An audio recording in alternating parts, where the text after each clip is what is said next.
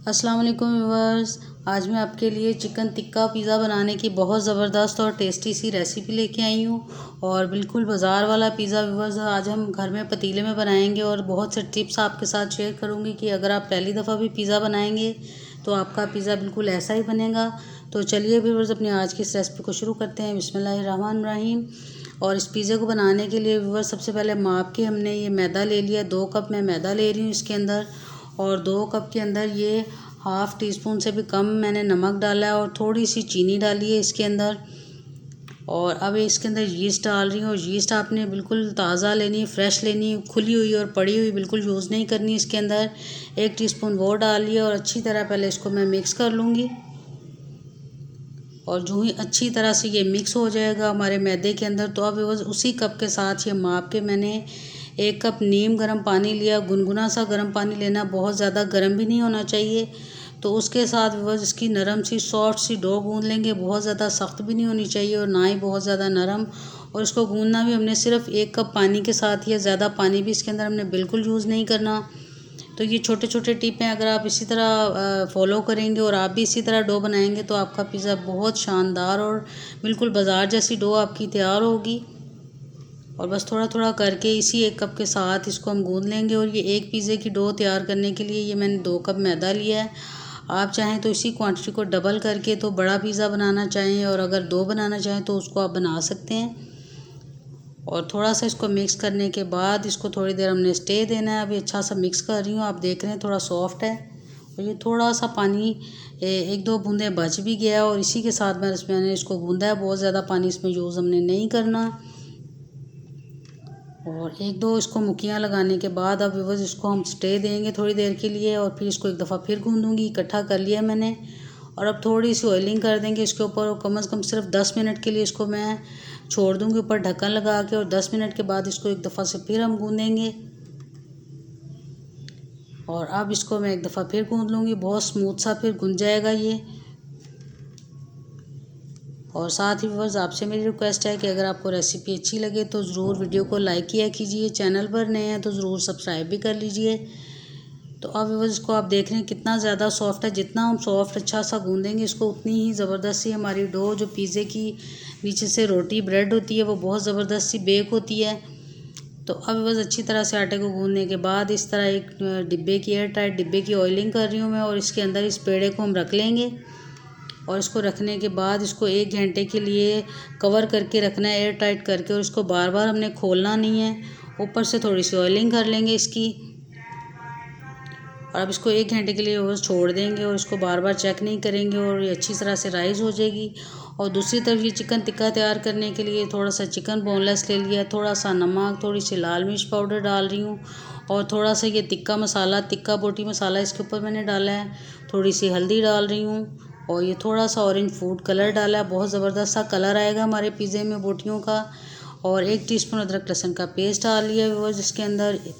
और सिरका थोड़ा सा 1 चम्मच मैंने इसके अंदर सोया सॉस डाल लिया। और 2 टेबलस्पून के बराबर चिली सॉस इसके अंदर डाला है। अच्छी तरह से इसको मिक्स कर लेंगे।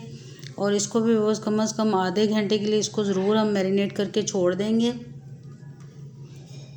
और अब बस चिकन मैरिनेट हो गया, आधा घंटा हो गया उसको छोड़े हुए। तो अब उसको अच्छा सा हम इसमें पका लेंगे। थोड़ा सा ऑयल डाला है 2 टेबलस्पून अपने फ्राइंग पैन के अंदर मैंने।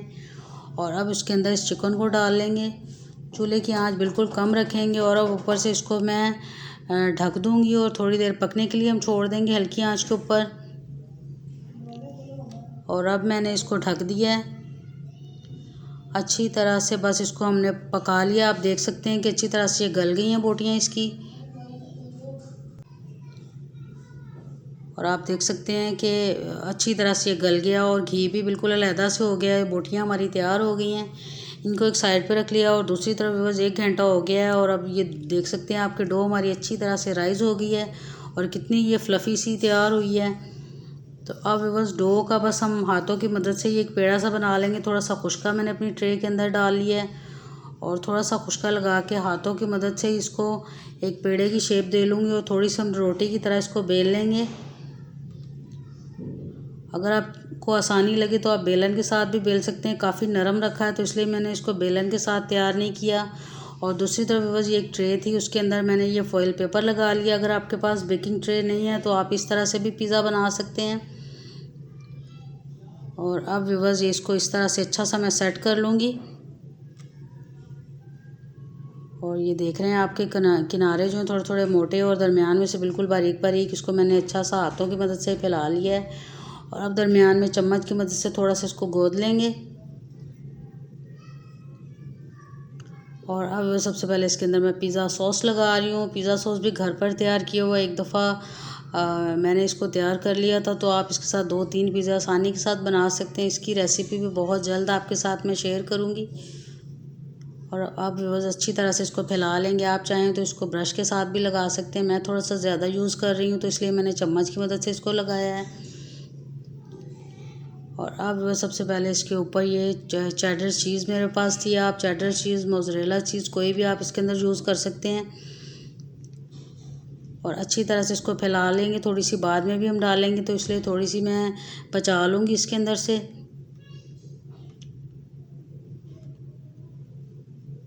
और ये अच्छी तरह डालने के बाद अब बस इसके ऊपर ये चिकन सेट कर लेंगे, जो अभी हमने चिकन टिक्का तैयार किया था। और साथ ही थोड़ी सी वेजिटेबल्स मैंने काट के रखी हुई हैं, थोड़ी सी शिमला मिर्च, थोड़े से टमाटर और थोड़ा सा प्याज, उसको भी इसके ऊपर सेट करेंगे। मैंने इस शेप में काटा है, अगर आप किसी और तरह से भी काटना चाहें तो आप काट सकते हैं। और शिमला मिर्च का टेस्ट बहुत अच्छा आता है, अगर आप चाहें तो ज़्यादा भी डाल सकते हैं। और इसको भी इसी तरह से हम सेट कर लेंगे। और ये थोड़ी सी गाजर लंबाई शेप में मैंने कट की है, थोड़े से ऑलिव्स रखे हुए हैं, उनको भी मैंने काट लिया है गोल शेप में। और ये अच्छी तरह से सेट करने के बाद अब बस थोड़ी सी जो चीज़ मैंने बचा ली थी थोड़ी सी ऊपर से फिर डालेंगे एक दफ़ा इसके ऊपर। इस तरह से थोड़ी थोड़ी डाल लेंगे बस।